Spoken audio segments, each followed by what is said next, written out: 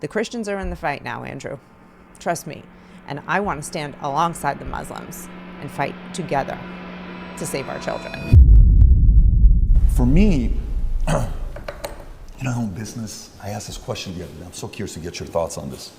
For the longest time, when I got into business, I was, a younger guy, 21. I'm like, okay, very coachable. Tell me, what do I got to do? I'm a coachable guy. What do I got to do? I'm a coachable guy. Super coachable. I want to make money. I'm sick and tired of being broke. My dad's at the 99 cents. Too many heart attacks. I want to get out of this. Yep. So I'm like, hey, Patrick, basic stuff. When you're doing business and you're talking to rich people, I'm Morgan Stanley Dean Witter. Never talk religion. Never talk politics. Never talk sex. Just don't talk about those three things. I said, okay, guess what? Never talk politics. Never talk religion, never talk sex. No problem. We're going to business. So what do you think about the political climate today, Patrick, David? Yeah. Oh, what do you think? Yeah. Well, I think this is, but what do you think, Patrick? I don't know, quite frankly, I think I'm trying to figure it out for myself right now, but we'll see what's going to happen, whatever way you're deflecting. So I think one of the worst things that has ever happened in our society is that this common sense of never talk about religion or politics has permeated, and everybody in their families, in their workplaces, in schools, they don't want to talk about it in one-on-one conversations or in group conversations. And I do believe that the sex part should never be talked about. I think that sex has gotten to be completely out of control. It should be private. I liked it better when it was private and we didn't talk about it in public, every little gnarly detail. Maybe I'm just being a little modest there, but that's my opinion. We've gone too far. Anyway, on religion and politics, but because we've stopped talking about it, no one can have an intelligent conversation. And I'm talking about the masses. I'm not talking about the top of the food chain in the business world like these guys. But the masses can't have an informed conversation because if they are informed at all, they're informed from a single news source. If they're informed at all, they're informed from, whatever they've seen on TikTok. So if we could get back to a place where we do talk about religion and politics, we may be able to have, first of all, a thicker skin for hearing things that we don't agree with. And we may also be able to learn something from one another. And I think that bringing religion in particular, bringing God back into the conversation gives people something to really, chew on and contemplate when they're making decisions in their life. And when it comes to politics, we have to get away from emotion and get back to facts. And I brought this up at a dinner party recently, and I said, we're not going to talk about religion and politics, but I'd like to talk about the fact that we can't talk about religion and politics. And everybody, the whole table, except for one woman, was against me. They said, we can't do that. Everybody gets too angry. And I started to explain the reason everybody gets so angry is because we've put these walls up and nobody has any tolerance or even ability to have, a civil conversation that could be, frankly, fascinating and interesting. So what he's saying is guys and women at high performing levels, they do want to have those conversations, because they are intellectually stimulating, whether you're talking about, deep politics or you're talking about God. It gets their minds going and it gives them something to really chew on. So I really hope that we can get back to a place where we should and we can talk about religion and politics. Practice with somebody you love, who you're going to love no matter what they say. Let's get back to a place where intellectual conversations are a thing, not just screaming at each other. Wouldn't that be nice? Yeah. And you kind of go on your phone, hey, what do you think about God? What is your opinion on Islam or Muslim? Yeah. Well, for me, you deflect that. Eventually you're sitting there, you're like, the people that I know at that level want to talk about those three topics. Yeah. Now, sex is maybe off camera and they're kind of having fun with it, but they want to talk about politics and religion. Yeah. So we, for the longest time, have been silenced, and now the ESG community, all this time they've told us to stay quiet, and they're saying what? They're talking politics. Yeah. They're talking religion. Yeah, he's right. And they're talking sex. Sex the way through LGBTQ. What's wrong with that? What's wrong with it? It's normal. It's normal. It's normal. No, it's not normal. Yeah. Well, listen, you guys shouldn't talk about politics and sex and religion. Shouldn't be doing that. Yeah. And then you see this one, during COVID, one pastor.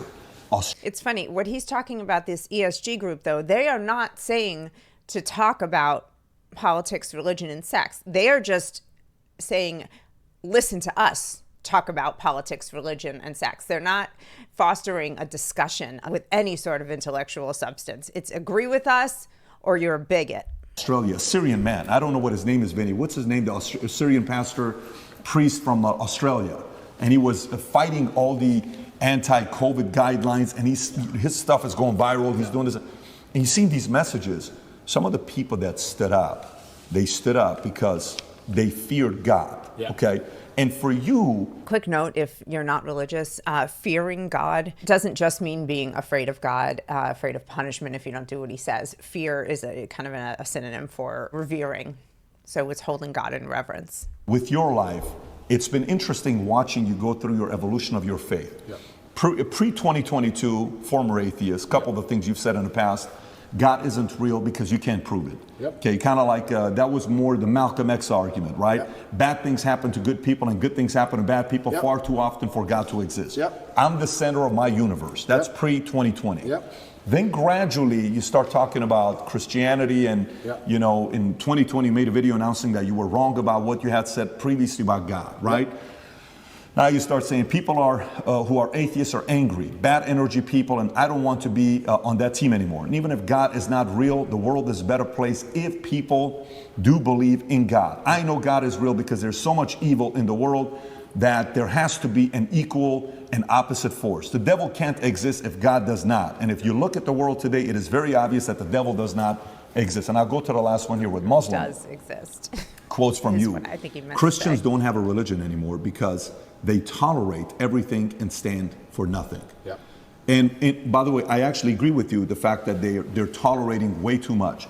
And that's really frustrating to hear as a Christian. Muslims really stand up for their religion in a way that Christians don't necessarily. There is a tremendous apologist movement in the Christian faith where we can defend our beliefs and defend the words in the Bible and defend historical events through tremendous study and analysis that's gone on for 2,000 years. But outwardly, Christians do this let's not rock the boat thing, where a Muslim, the ones I've interacted with since I started, studying Islam, they'll flat out tell you, no, we're not putting up with that, and here's why. And they have no problem with that. It's about putting your faith first.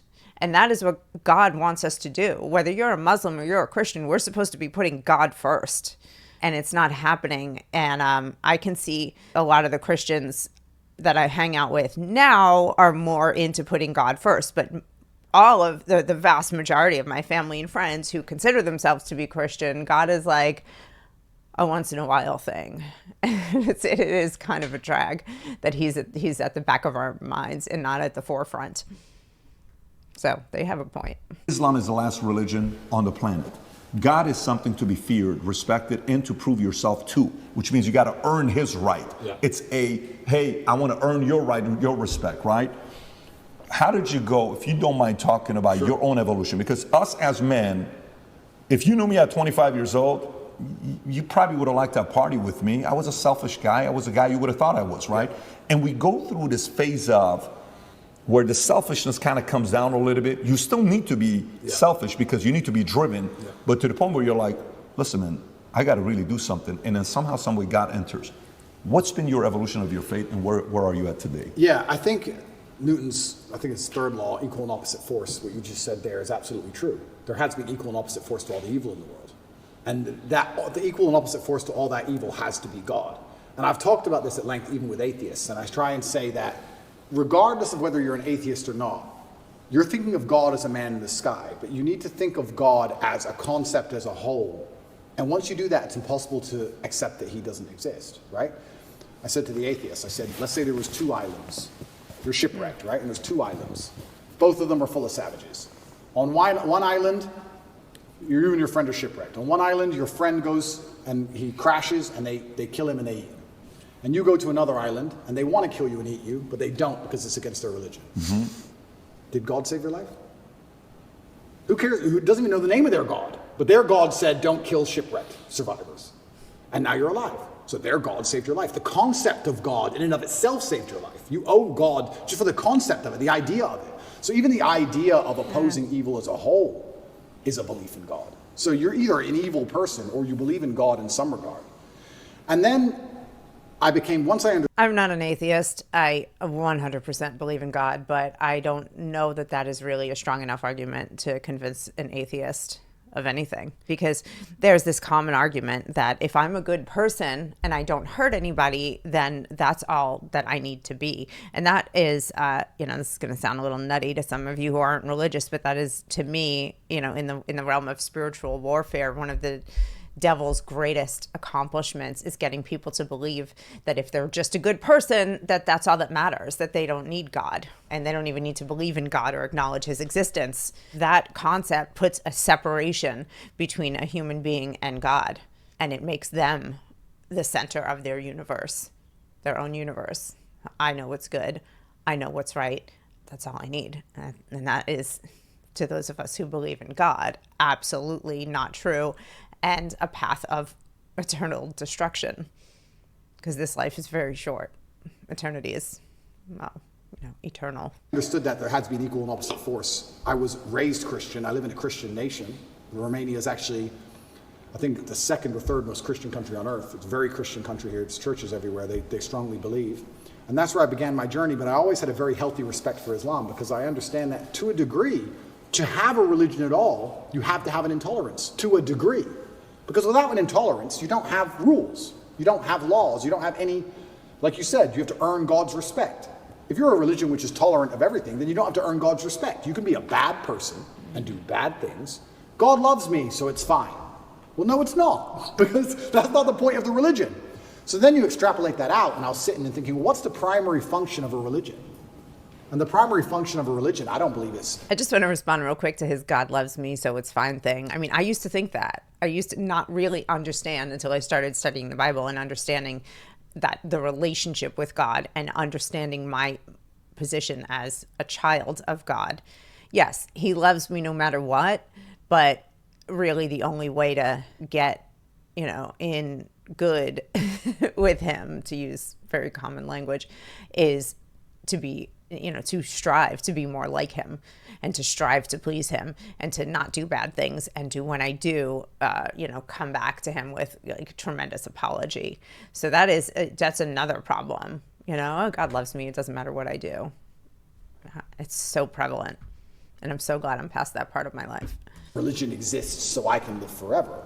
I mean, that's a nice thought. But I think on a macro level, the primary objective of a religion is to restore and contain some degree of traditional value within the society. How do you judge, let me change the way I worded that. How do you judge the success of a religion?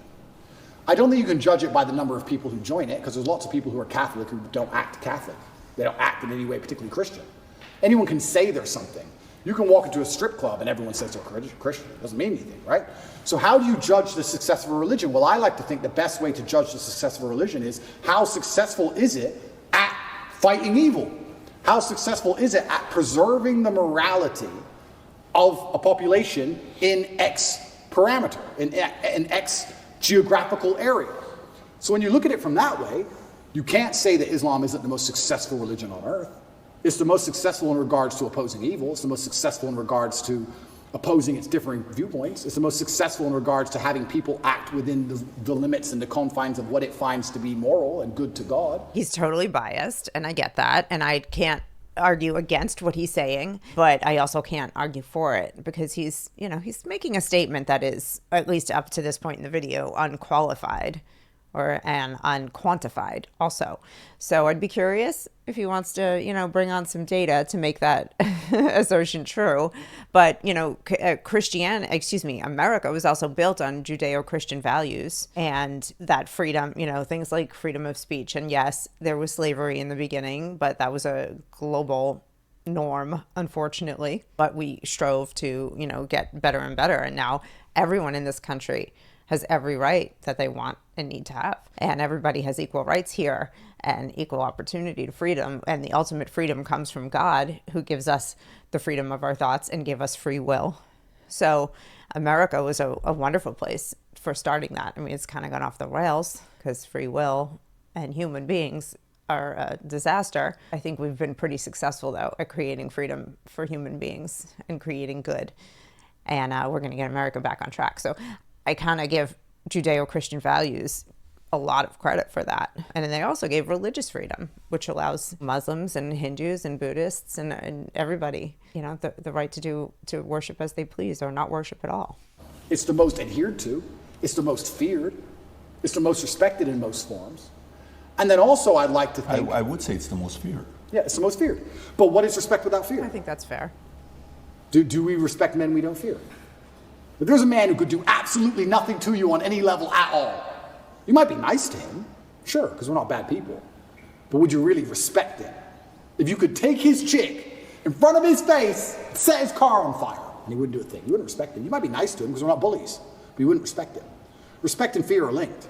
They're not always the same thing, and you can maybe have fear without respect, but it's very hard to have respect without fear. And also, I heard someone say once that we see the world as we see ourselves. If you're a thief, you think everyone's a thief. Right. If you're a liar, you think everyone's a liar. And I kind of agree with that. I understood that. I also like to think we see religion as we see ourselves. I like to see myself as a person whose respect you have to earn. I like to see myself as a person who has strong, rigid boundaries. I like to see myself as a person who will stand up and say, no, that's wrong. I like to see myself as a person who's not afraid of being shamed by whatever community for saying, I don't agree with that particular ideal. I like seeing myself that way. So if I'm going to see myself that way, then I'm going to naturally align with a religion that operates within that form. So when I say Islam is the last religion on earth, I say it because it seems to be the only one who will stand up and say, no, we don't care. No, that's not what the book says. No.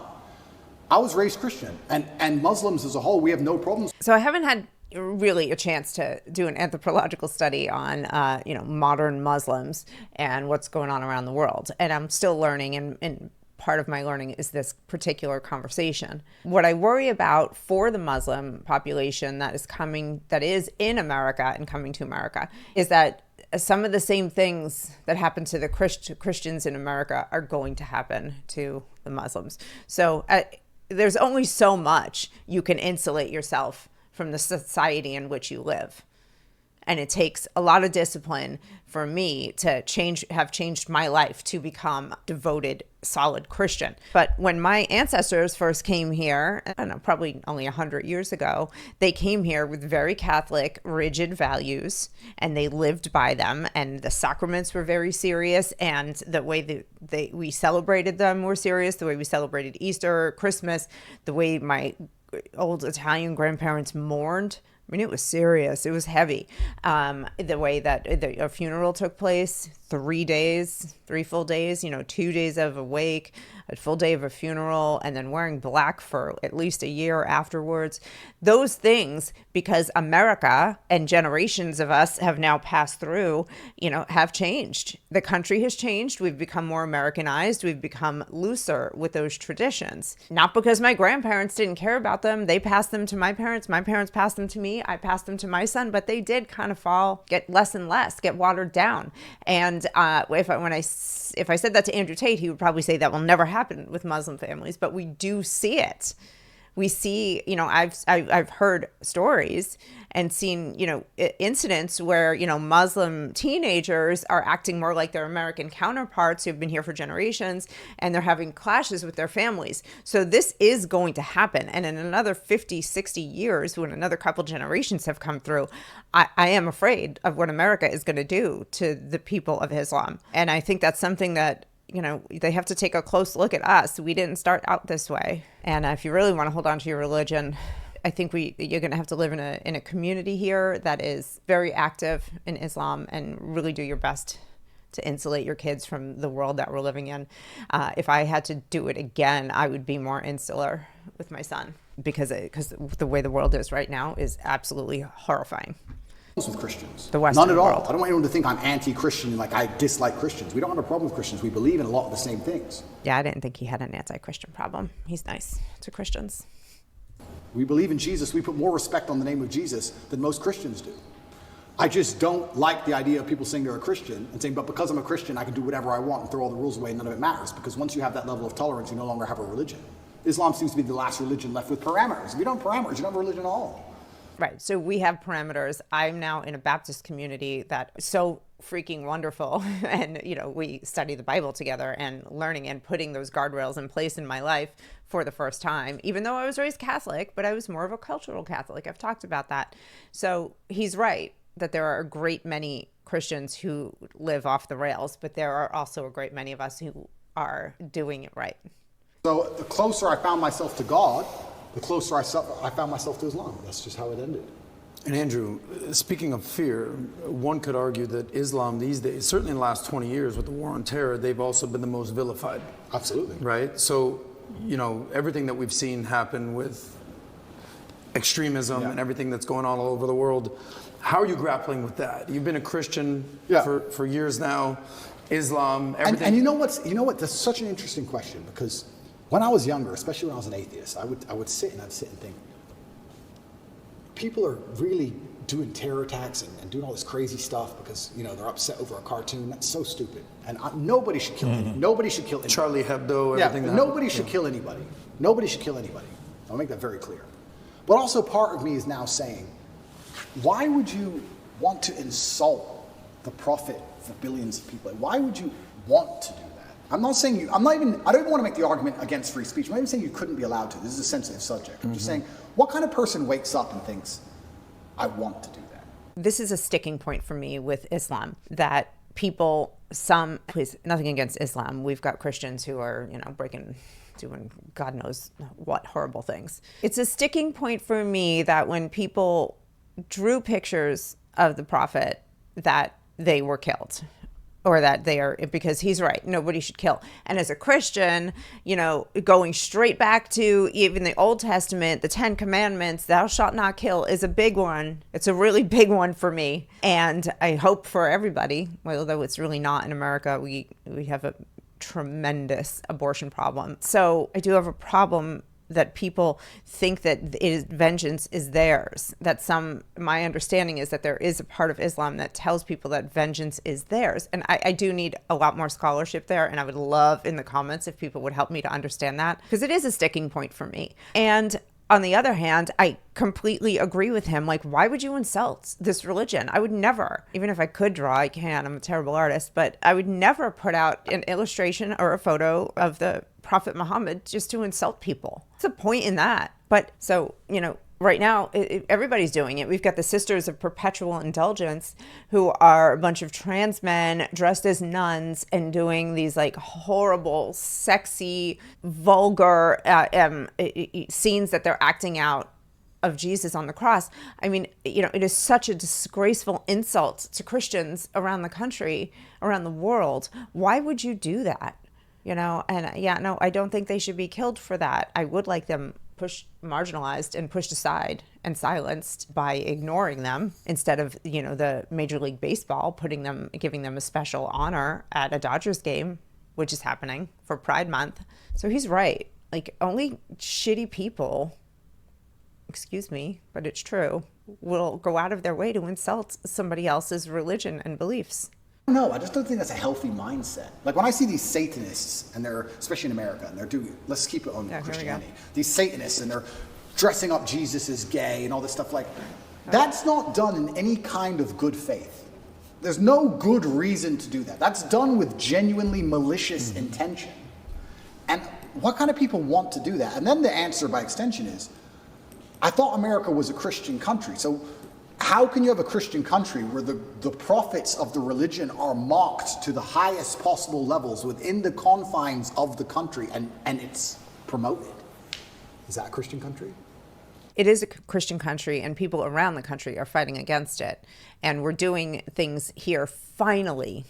They came after the kids. So as a nation, we're coming together and we're boycotting certain brands that are pushing too hard against our way of life. And I think it's actually giving a boost to people's faith and making them realize how bad this is, and that there's a bigger purpose to life. I hope so anyway. But he's absolutely right. The number of people who actually support that are relatively small, despite the fact that it's major organizations that are pushing this stuff. More people are against it than are for it. It's upsetting, though. Doesn't seem like a Christian country to me. I don't think the same thing would happen with Islam in Saudi Arabia. I can't imagine that happening. So how can you say we're a Christian country, but everyone's mocking our God on the streets? Ha, ha, ha. It's on Netflix. Ha, ha, ha. That's not a Christian country to me. So if you're not a Christian country, then where's the religion? The religion's supposed to enforce certain boundaries. You're supposed to at least show it respect. We're technically a country of religious freedom. So yes, we were formed on Judeo-Christian values and in God we trust in America, but we're not really a Christian country anymore because we're such a melting pot. We have a lot of Muslims, we have, a good amount of Jews and a good amount of atheists and, a bunch of spattering of other stuff. So I don't know if we're still a Christian country or not. And it's also kind of interesting because in Christian countries, there's more respect for Islam than there is for Christianity. In a Christian country, name one. They still don't do it with the Islamic Prophet. Why do you think that is? It's too much smoke. It's just not worth the heat. Absolutely. That is absolutely true. It is so not worth fighting with people or insulting people. And there is, still the stereotype for Muslims here about that they're terrorists. So yeah, Americans are like, yeah, I don't need to draw a picture of this just to get blown up. That's just the facts, the general stereotypical feeling. Personally, I don't believe that about Muslims. There was a time after 9/11 where I think it, obviously I had my fears and opinions, but as I've gotten to know them and we've moved on from that, I obviously have a different opinion now. Because people believe. And I'm not advocating for violence on any level. I'm saying that even these degenerates who are trying to destroy people's belief in God, like we've discussed earlier, because they don't want you to have any baseline morality. If you believe in God, there are commandments, yes and no. That baseline morality prevents you being an absolute slave. So they're trying to destroy it. But even those degenerates who are trying to mock and disgrace God, understand there's a point where it just backfires and, ooh, this is smoke. And they don't want the smoke. And shouldn't God be feared? I'm scared of God. It's the only thing I fear. I fear God. They can put me in jail. I know I'm telling the truth. God's on my side. I fear God. So God should be feared. So once again, does anybody fear the Christian God? I haven't seen anybody scared of him in a long time. And it's kind of crazy because it's very interesting. We absolutely do. There are still many millions of us who are on the right page here. The mass migration and all these things are leftist policies, but then also Islam is the most right-wing religion on earth. It's kind of very interesting. I grew up in England, and I grew up in Luton, which is a town which is mainly Muslims. It's huge. I just want to say, so it used to be the liberals in this country who would say, stop discriminating against Muslims, they're not terrorists. And now they're the ones who are the hardest on the Muslims and the Christians, and they hate us for our religion. They've made this tremendous shift from protect them because they're not all bad kind of a thing to now they are the devil because they believe in God, and they're hypocrites and they're fascists and homophobes and transphobes, because now they understand the religion and they understand that Muslims are not putting up with your dude in a dress dancing with his butt hanging out for children. We're not putting up with that. Thank God. Huge Islamic community. And there was a bunch of English people who were complaining about there's too much immigration, we're losing our culture. And I understood their point absolutely. But these are the same people complaining about all the left-wing LGBT in schools and all these issues. And I was like, the only allies you have against this are the Muslims. They're the only allies you have in any of this. The Christians don't protest against any of this stuff. There's very few Christians who will get up off their ass and complain. In fact, I saw on Twitter yesterday, one of the churches was lit up in rainbow. I have nothing against gay people. I don't care. And that's actually another point I want to make into about this thing. I think most people don't care, and I think that bothers them. Have you ever had an argument with a girl, and she's like stropping around the house, she's huffing and puffing, and you just don't give a shit? So she has to keep upping the ante till you eventually go, what's the problem? Because she tried the low-level stuff and you didn't care. I kind of feel like this has a remnants of that. I'm gay, cool. I want to get married. Fine. I want to wave my dick in your kid's face. Whoa, whoa, whoa, whoa, whoa. It's like, whoa, whoa, whoa, whoa. I feel like they tried to annoy us, and we're like, we don't give a shit. Do whatever you want. Be a person. We don't care. What a point. And now they're like, okay, well, we have to get to a limit where they have to react. Yeah. We want attention now. We want them to care about What's the right move on that? Well, that's the point. It's difficult. Because there comes a point where you simply have to address it. And so now you have. I do think that attention getting is part of it. I don't think that the gays have anything to do with this trans movement and this gender fluidity and this gender bending crapola that they're pushing on children. I don't think that the porn in schools and the sexualization of children has anything to do with the gays, because they never were in that. There was never any inkling that was part of their agenda. They just wanted to get married. So I do think for this other segment, this new TQIA, Two-Spirit nut house sect, they are definitely interested in getting attention. But I also think they're interested, they don't like being fringe anymore, and they're just trying to grow their numbers because they don't want to be the fringe freaks. They want to be the mainstream freaks. It's weird and scary that they're coming after kids. To oppose it. And this is, sorry to interrupt you, but this is why they're so careful and so clever with what they do. They package it all together. LGBTQ. I would argue, I don't know what Q is, firstly. Sorry, Queer. I don't know what Q is. Questioning. Q. Oh. All right. I would argue that G and T are very different things. Beyond. A gay man and someone who's chopped the dick off are very different things. Completely. So they package it all together. So now, because the spectrum of your enemy is so large, you have people who are fully this way. Mm-hmm. You have people who we accept and are normal in society. We have no problem with gay people. And they put it all together. You're an enemy of all these people. And they complicate the argument and they mix it all together. And now you're a bigot. And really, you just want your kids to be left alone. Really, you just want to leave. There's this really funny thing that's been going around. So, you know that they're screaming here in America that we're the enemy of the trans and there's a trans genocide and they have no rights and everybody is against them. Meanwhile, you can't, walk 50 feet in America without seeing a trans flag flying.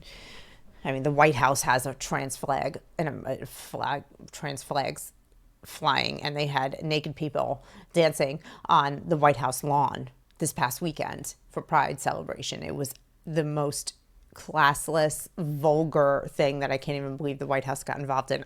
I'm digressing. So over here, you have them fighting for rights because they're so oppressed. And then you have the people over here who are trying to sell it. And they're going, 70+% of Americans support gay marriage, which is probably true because nobody cares. That's over. Like, gay marriage, we're great. I support it. Let them have it. So somebody was saying on the internet, wait a minute. So over here, you're just talking about how everyone accepts them and everything is great. And over here, you're saying how oppressed they are and it's genocide. Which is it? You can't have it both ways. And it just proves that they are two separate entities that need to be separated and need to stay separated. But they're trying to glom it all together, like Andrew said, to complicate it and convolute it and confuse everybody. It's so gross. The whole thing is so distasteful. Bringing in the children. Keep going, because we keep pushing back now. The Christians are in the fight now, Andrew. Trust me. And I want to stand alongside the Muslims and fight together to save our children. We have to talk more. We have to talk in person. I want to find Christian leaders who are willing to fight the fight and Muslim leaders and be a part of that conversation. And really, you just want your kids to be left alone. Really, you just want to leave the children alone. Of course. All you want to do is leave your kids alone. And then it's like, okay, I'm now raising children. I have more children than most people would believe. How do I protect my children from this insanity? God. Which God can protect my children? Allah, Islam. I'll move them to Dubai or Saudi Arabia, and none of this will happen. Can I trust a Christian nation? Some of them. Romania is a Christian nation, and to a large degree, they oppose quite a lot of this stuff. But they're also NATO, and they're also EU, and they also rely on bailouts and grants. So here in America, there is a tremendous amount of pushback. Like, over 20 states already have enacted laws to prevent gender transitioning for minors. Period. With or without parental consent. It ain't happening. And that number is growing.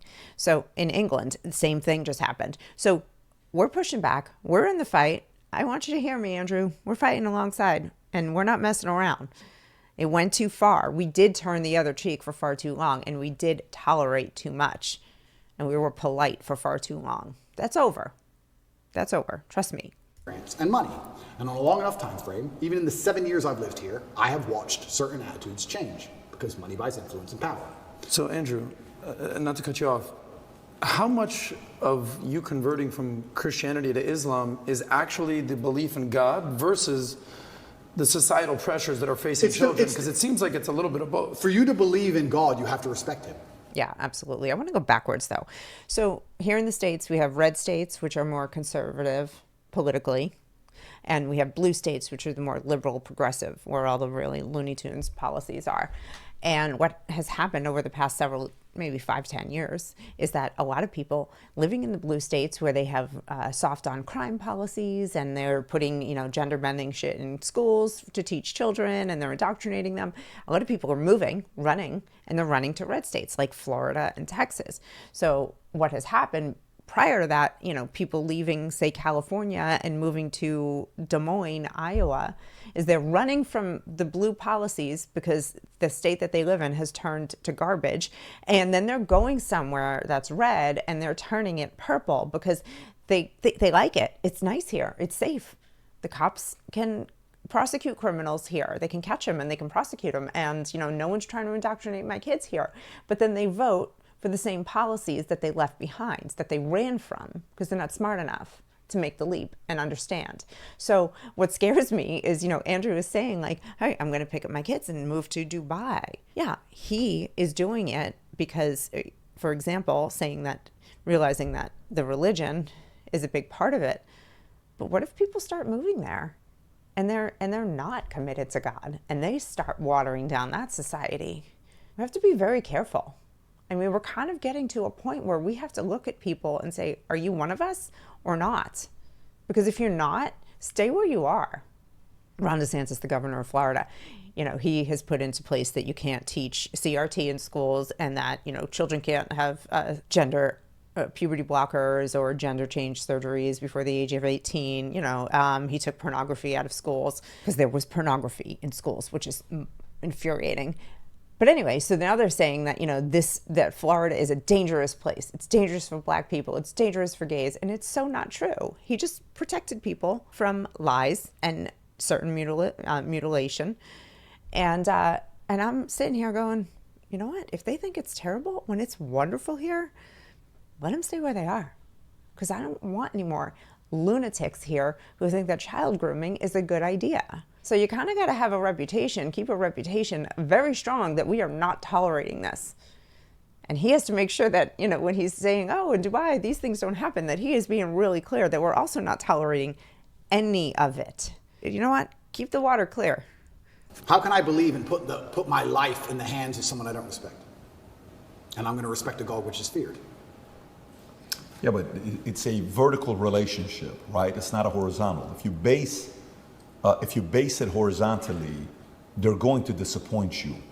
If you think about, if you're going to believe, let's go believe Prophet Muhammad, his teaching, and let's go believe the Bible, NIV, and Jesus, Father, for God so loved the world that he gave his, you gave your son for me. Let's say that's true. And you're doing it based on faith. Who would do such a thing for me? What a level of sacrifice for you to do that. Who am I for you to be so worried about me? If you look at it from that angle, it's not necessarily coming from a place of fear.